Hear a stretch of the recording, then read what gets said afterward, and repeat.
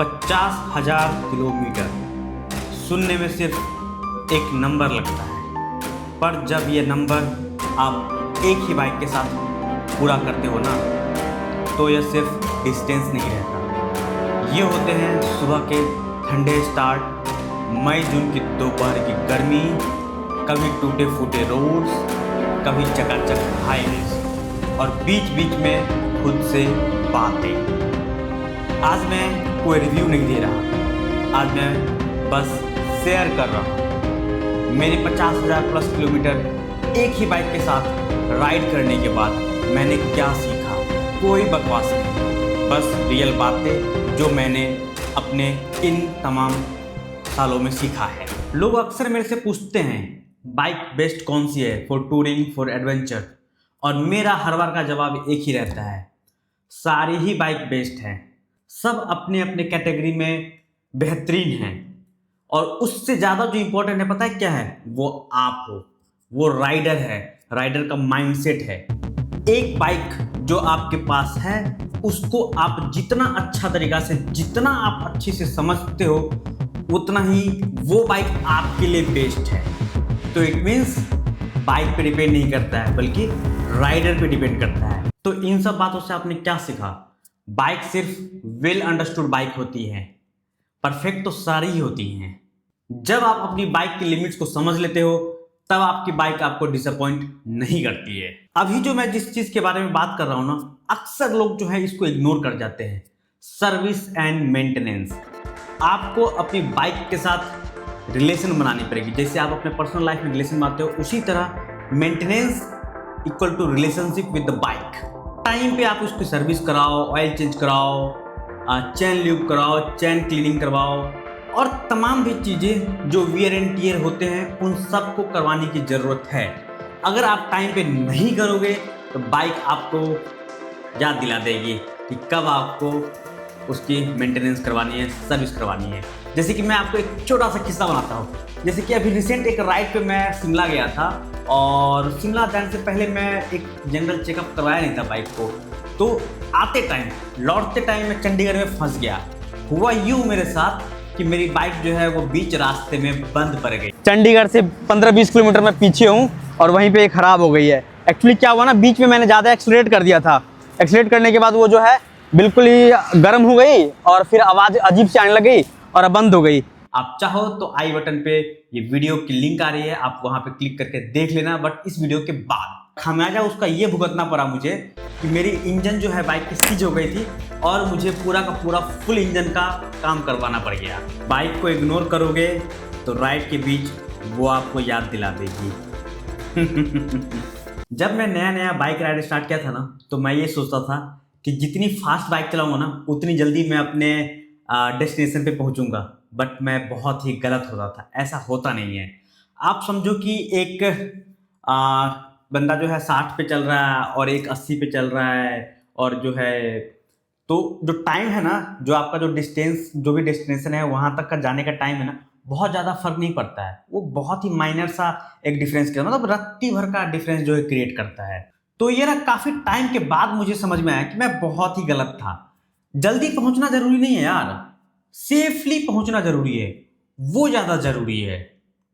आपको पता होना चाहिए कि कब आपको पुश करना है, कब आपको स्लो डाउन करनी है, या कब आपको राइड ही स्किप कर देनी है, राइड ही कैंसिल कर देनी है। जबरदस्ती नहीं करनी है। और अगर आप मुझे फॉलो करते हो, मेरे ब्लॉग को देखते हो, तो मैं हर एक ब्लॉग में बोलता हूँ कि नींद पूरी होनी चाहिए, आपकी बॉडी की पूरी जो रेस्ट होनी चाहिए, प्रॉपर रेस्ट मिलना चाहिए, तभी जाके आप बाइक जो है राइड कर पाओगे। लॉन्ग राइड जो होता है ना, वो आपका स्पीड टेस्ट नहीं करता है, वो आपका डिसीजन मेकिंग स्किल को टेस्ट करता है। तो आजकल ना एक ट्रेंड सा चल गया है कि आप देखते होगे कि एक मोटो ब्लॉगर है, एक राइडर है, वो अपने यूट्यूब के थंबनेल में डाल रहा है कि मैं 10 घंटे में ये डिस्टेंस कवर कर लिया, ये मैं 12 घंटे में डिस्टेंस कवर कर लिया। लेकिन एक चीज़ जो आपको कोई नहीं बताता है, जो कि सच्चाई है, वो मैं बताता हूँ। बाइक के पार्ट्स तो देखो घिसते हैं, लेकिन उससे भी पहले पता क्या घिसता है? आपके बॉडी के पार्ट्स। देखो राइड के दौरान ना, ये लंबे लंबे राइड के दौरान ना बहुत सारे प्रॉब्लम एराइज होते हैं। जैसे कि आपको डिहाइड्रेशन होंगे, रिस्ट फैटिग होंगे, कमर दर्द होगा, नेक स्टिफनेस होगा, इन सब बारे में कोई नहीं बताएगा यार। प्रॉपर जो है राइड करते करते जो है मुझे अप्रोक्स 4 साल हो गए हैं। तो इन 4 सालों में मैंने क्या सीखा नहीं पता पाओगे ना, मैं बताता हूँ। इन 4 सालों में मैंने सीखा डिसिप्लिन, जैसे कि रेगुलर इंटरवल पे ब्रेक्स लेना, किसी भी बहाने चाय की ब्रेक ले लो। अगर आप सुट्टा पीते हो, देखो मैं रिकमेंड नहीं करता, बट सुट्टा अगर पीते हो तो सुट्टी ब्रेक ले लो, पानी पीने के लिए रुक लो, कभी नाश्ता के लिए रुक लो, और बीच बीच में जब आप ब्रेक ले रहे हो तो स्ट्रेचिंग करो। या फिर अगर बीच में इन द वे नहीं कर पा रहे हो स्ट्रेचिंग, तो जहाँ पे डेस्टिनेशन आप पहुँच जा रहे हो शाम के टाइम में, तो वहाँ पे स्ट्रेचिंग कर लो। या फिर सुबह राइड स्टार्ट करने से पहले थोड़ी सी बॉडी को एक्टिविटी में डाल लो, लाइक थोड़ा सा स्ट्रेचिंग कर लो, एक्सरसाइज कर लो, कुछ भी, मतलब बॉडी जो है आपकी एक्टिव रहनी चाहिए। नहीं तो देखो बताता हूँ, जब तक आप फिट हो ना तभी कर पाओगे। अगर कभी आपको कमर दर्द की समस्या आ गई ना, खासकर बाइकिंग कम्युनिटी में ये होता है, लोग से पूछना, अक्सर लोग यही बोलते हैं कि लोअर बैक पेन हो रहा है, लोअर बैक पेन हो रहा है। और जब एक बार ये लोअर बैक पेन पकड़ लेता है ना, ये पीछा नहीं छोड़ेगा, और फिर जो है ना आप मतलब परेशान हो जाओगे। क्योंकि मैं भी गलती कर चुका हूँ। मैं पहले बहुत लंबे लंबे राइड बिना ब्रेक लिए हुए, बिना पानी पिए हुए लगा लेता था। जैसे काफ़ी बार मैं दिल्ली से जयपुर नॉन स्टॉप चला जाता था यार, मतलब 5 घंटे लगातार। और अगर पुरानी वीडियो मेरे देखोगे तो मैं एक बार स्टार्ट किया घर से, मैं अपने बिहार में घर है मेरा, तो बिहार से राइड स्टार्ट किया और नोएडा तक मैं चलाते आ गया। हाँ वो था, अलग बात था कि मैं लंच वंच करने के लिए, बट इतने लंबे लंबे राइड नहीं यार, ब्रेक ले लेके जाने, आप भी समझो।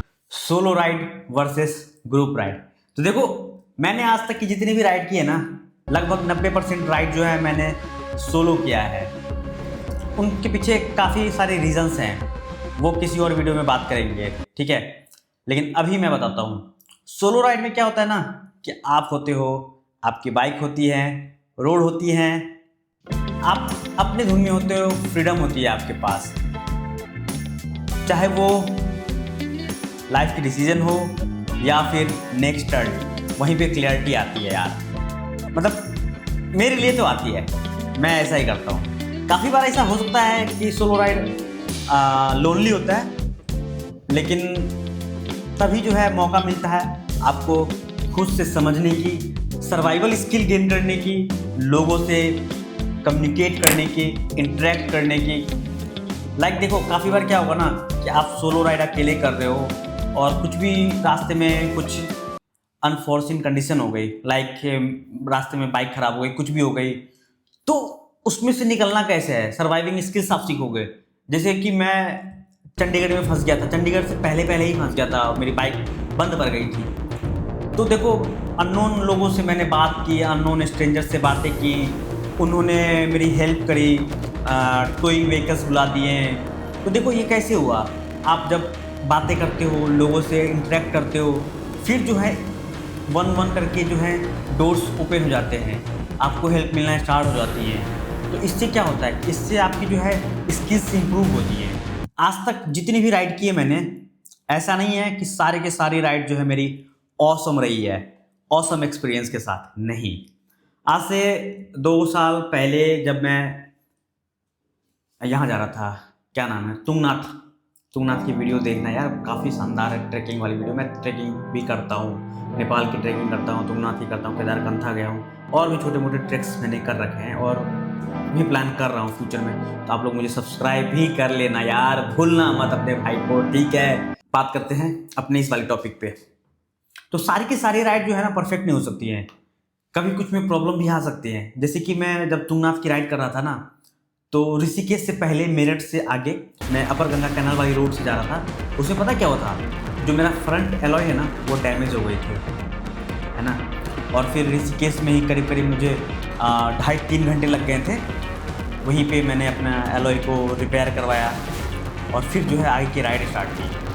तो ये सारी चीज़ें जो है राइड के दौरान आएंगे ही आएंगे, इसमें कोई ना वो वाली बात नहीं है कि आपको जो है हर एक राइड ही जो है ऑसम गर्दा, जिसमें कह रहे हैं गर्दा उड़ा दिए भाई, ऐसा वाला राइड नहीं होगा कभी। अप्स एंड डाउन जैसे लाइफ में आते हैं, तो इनसे घबराना नहीं है, ये लाइफ का पार्ट है। जैसे जैसे आप राइडिंग के एक्सपीरियंस आपके होते जाएंगे, आप ग्रूम करते जाओगे, ओवर द टाइम आप ग्रूम्ड हो जाओगे और जो है आपकी एक्सपर्टीज बढ़ते जाएगी। सो इन सभी तमाम चीज़ों के लिए आपको तैयार रहना चाहिए, मेंटली एंड फिजिकली भी। हर एक राइड कुछ ना कुछ सिखा के जाती है, चाहे वो परफेक्ट रही हो या फिर इम्परफेक्ट रही हो, सिखा के तो जाती है गुरु, जरूर जाती है। डिसिप्लिन, ये वर्ड बचपन से पीछा नहीं छोड़ रही है यार। स्कूल में पीछे थी, कॉलेज में थी, ऑफिस में, और आज तक ये वर्ड जो है ना पीछा नहीं छोड़ रही है। और यहाँ भी आपको बाइकिंग में भी ये जो डिसिप्लिन वर्ड है ना, ये छोड़ेगी नहीं। बाइक में आपको डिसिप्लिन होना जरूरी है। अब डिसिप्लिन होना क्यों जरूरी है और मैंने क्या सीखा मैं बताता हूँ। तो आपका प्लान को सक्सेस करने के लिए, जो अभी बात की थी ना कि ऑसम राइड, तो ऑसम राइड बनाने के लिए आपको इन सब चीज़ की ना प्लानिंग करनी होगी। लाइक कि आप रूट प्लान करोगे, आइटिनरी बनाओगे, अपनी पैकिंग करोगे। समझ गया ना क्यों मैं पैकिंग को 2 बार कह रहा हूँ और कितना जोर दे रहा हूँ? नहीं समझे तो मेरी वीडियोस देख लेना, ठीक है। गियर्स रेडी रखना और किसी भी काम को लास्ट मोमेंट तक के लिए पेंडिंग नहीं रखना। जैसे अगर आपको सुबह में राइड के लिए निकलना है तो रात में ही जाके आप अपने पेट्रोल जो है फिलअप करवा सकते हो। फिर जो है आपके टायर की जो है एयर प्रेशर मॉनिटर करवा सकते हो, और अगर हवा कम है तो उसमें हवा डलवा सकते हो। तो ये सब चीज़ सीखनी होगी एक राइड को ऑसम बनाने के लिए। और आप लोग तो यार मुझे देखते हो यार, मेरा ब्लॉग को देख रहे हो, तो ऑसम राइड तो करनी है कि नहीं करनी है? तो डिसिप्लिन लाओ ना भाई, डिसिप्लिन लानी होगी। मेरे लिए बाइक सिर्फ एक ट्रेवल का टूल नहीं है, मेरा ये रूटीन बन गई है। 50,000 प्लस किलोमीटर कंप्लीट हो गए। ऑनेस्टली ये एंडिंग नहीं है, यह बस एक रिमाइंडर है अपने मशीन को समझने के लिए, अपने बाइक को समझने के लिए, खुद को समझने के लिए। और जब आप ये सब चीज़ करोगे तो आपकी जो राइड है, ट्रैवल है, वो मीनिंगफुल हो जाएगी, वो खुद ब खुद मीनिंगफुल हो जाएगी। तो अगर आप भी अपने बाइक के साथ लंबी राइड करना चाहते हो, 1000 प्लस किलोमीटर कर चुके हो और ऐसे ही हज़ारों किलोमीटर और साथ चाहते हो, तो कमेंट करके बताना, अपना एक्सपीरियंस शेयर करना और साथ में ये भी बताना कि आपको ये वीडियो कैसी लगी। तो मिलते हैं आप लोग को एक नए वीडियो में, नए ब्लॉग में, किसी नए डेस्टिनेशन पे। तब तक के लिए स्टे सेफ, स्टे हेल्दी।